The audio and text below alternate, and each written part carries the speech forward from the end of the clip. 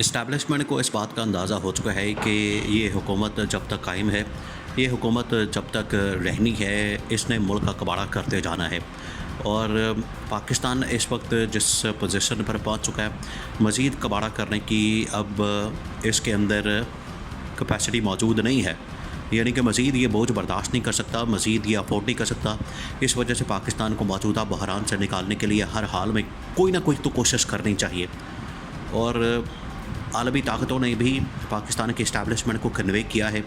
ख़ास तौर पर एक अहम तरीन तकरीब जब मुनक़्क़िद हुई NDU में, जहाँ पर जनरल आसिफ गफ़ूर और जनरल आसिफ मुनीर इकट्ठे मौजूद थे, वहाँ पर इमरान खान की हिमायत से मुतल्लिक़ बहुत अहम तरीन मामला डिस्कस किया गया। और उसके अंदर इमरान खान की रिहाई के मतलब, इस हुकूमत को घर भेजने से मतलब और मुल्क को एक नए रास्ते पर गामज़न करने से मतलब बहुत अहम तरीन तजावीज़ दी गई। अब ये इंतहाई अहम मामला है, इसको आपने समझना है। देखिए, आलमी ताकतें भी ये अब मैदान में आ चुकी हैं पाकिस्तान को रेस्क्यू करने के लिए, इमरान खान को रेस्क्यू करने के लिए। यहाँ पर ये बात होती है कि इमरान खान को कौन पहचानता है, इमरान खान की हिमायत कौन करता है, इमरान खान के हक़ में कौन बात करता है, इमरान खान के हक़ में कौन निकलता है, इमरान खान के हक़ में कौन आवाज़ उठाता है। यहाँ पर ये बड़ी बात की जाती है कि शरीफ ख़ानदान के तो बड़े हिमायती मौजूद हैं, ज़रदारी ख़ानदान के तो बड़े हिमायती मौजूद हैं। उनकी हिमायत का अंदाज़ा आप इस बात से लगा सकते हैं कि आलमी सतह के ऊपर किताबें बाकायदा पढ़ाई जाती हैं कॉलेजेस के अंदर, यूनिवर्सिटीज़ के अंदर, जो कि इंटरनेशनल यूनिवर्सिटी हैं। वहाँ पर जब करप्शन का ज़िक्र होता है, करप्शन का चैप्टर बढ़ाया जाता है, तो वहाँ पर शरीफ ख़ानदान का ज़िक्र होता है, वहाँ पर जरदारी ख़ानदान का ज़िक्र होता है। तो ये इनकी इज़्ज़त अफजाई है इन्वर्टेड कॉमास में। ये असल में रसवाई का बाइस बनते हैं, पाकिस्तान के लिए शर्मिंदगी का बाइस बनते हैं, पाकिस्तान के लिए ये हमेशा से एम्बैरसमेंट का बाइस बनते हैं। और जब आलमी ताकतें पाकिस्तान का दौरा करती हैं तो वो ये बताते हैं कि आपके लीडरान से मुतल्लिक़, आपके लोगों से मुतल्लिक़, आपकी सियासतदान की जो एलीट क्लास है उनसे मुतल्लिक़ आलमी सतह के ऊपर इस तरह की बातें होती हैं।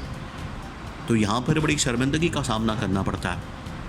देखिए, बांग्लादेश जो कि बाद में आज़ाद हुआ था पाकिस्तान के बाद में, वो $100 अरब उनका इस टाइम ज़र मुबादला है।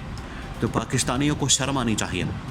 ये जो शरीफ ख़ानदान, जरदारी ख़ानदान पिछले 50 साल से पाकिस्तान के ऊपर मसलत है, 50 साल ही हुए हैं टोटल बांग्लादेश को आज़ाद हुए, वो कहाँ से कहाँ चला गया। और ये शरीफ ख़ानदान, जरदारी ख़ानदान, इनकी जो अपनी इनकी तरक्की, अपनी इनकी जो जायदादें और अपनी इनकी जो दौलत, अपनी इनकी जो तरक्की है, वो तो आसमान पे पहुंच गई। पाकिस्तान को इन लोगों ने दफन कर दिया, पाकिस्तान को इन लोगों ने तबाह बर्बाद कर दिया। अब इस्टेब्लिशमेंट को इस बात के ऊपर बड़ा गुस्सा है। जनरल आसिफ मुनीर ने जब से इक़्तिदार संभाला है, उन्होंने जब हालात देखे, उन्होंने जब करीब से तमाम मामलात का मुशाहिदा किया, उन्होंने कहा कि इनफ इज़ इनफ। अब जजेस भी मैदान में आ गए हैं, लेकिन जजेस ने भी अब हाथ खड़े कर दिए हैं।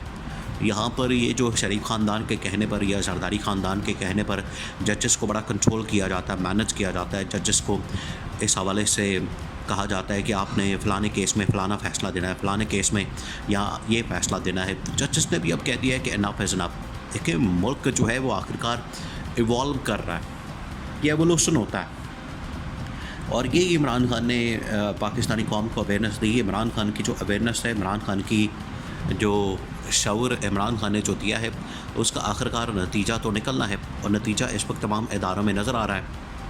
इस्टेब्लिशमेंट भी हाथ खड़े कर चुकी है, अदलिया ने भी हाथ खड़े कर दिए हैं, और सबसे बढ़कर अवाम ने भी हाथ खड़े कर दिए हैं। अवाम ने भी कह दिया है कि मज़ीद अब हमारे ऊपर आप बोझ ना डालें, ये शरीफ ख़ानदान का, ज़रदारी ख़ानदान का, बस करते।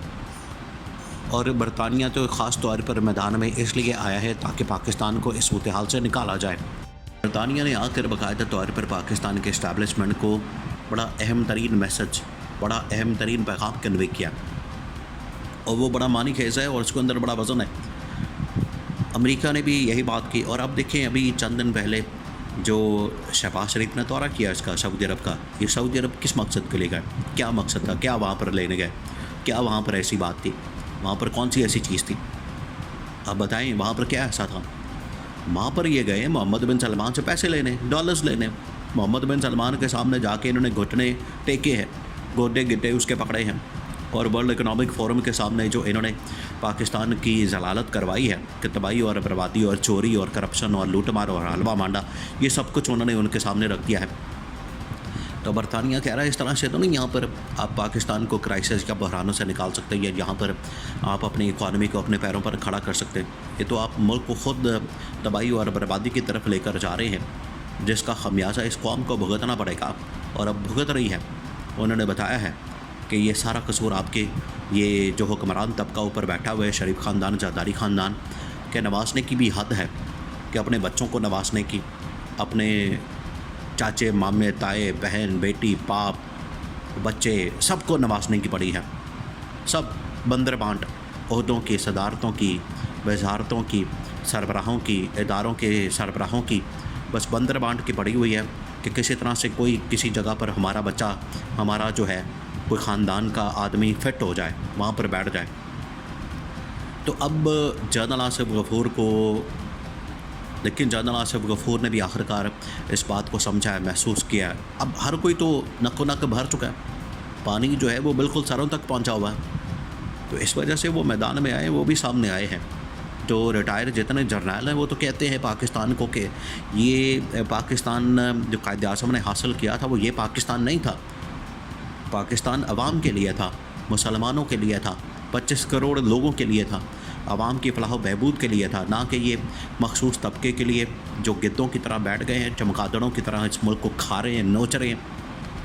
तो जनरल आसिफ गफूर ने अब सारी हकीकत ख़ास तौर पर शरीफ ख़ानदान की, डॉन लीक्स बड़ा मशहूर सब दुनिया जानती है कि इन्होंने क्या किया।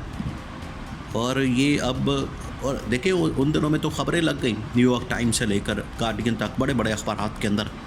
और इनकी ना सिर्फ इस बात के चर्चे हुए कि किस तरीके से पाकिस्तान की फ़ौज को कमज़ोर कर रहे हैं, बल्कि करप्शन और इसकी जो दास्तानें हैं वो तो ऑलरेडी पाकिस्तान की दास्तानें दुनिया में मशहूर हैं। तो जनरल आसिफ गफूर ने ये सारा मामला रखा है आर्मी चीफ के सामने, बरतानिया के सामने, मोहम्मद बिन सलमान के सामने, आलमी ताकतों के सामने, और कहा है कि ये मुल्क को खा जाएंगे। हमें इसी वक्त इमरान खान के साथ बातचीत और मुज़ाकरात करने चाहिए, उसको निकालना चाहिए, उसके लिए हमें स्ट्रगल और मेहनत करनी चाहिए। वो बाहर आए, वो ही मर्द बहरान है, और सबसे बढ़कर उसको आवाम ने इलेक्ट किया। हमारी तो कोई इसमें इतनी अहमियत नहीं है। जब आवाम आ जाए, जब आवाम का फ़ैसला आ जाए, आवाम का वोट आ जाए, आवाम की सपोर्ट आ जाए, तो फिर हम कुछ नहीं कर सकते। वहाँ पर हमें फिर आवाम के वोट के सामने, सपोर्ट के सामने सर तस्लीम खम करना पड़ेगा। और ये अब इसकी रियलाइजेशन इस्टेब्लिशमेंट की टॉप पॉलिटिकल कमान के अंदर मौजूद है। अब इमरान खान की रिहाई कोई ताकत नहीं रोक सकती, आवाम का फ़ैसला अटल है।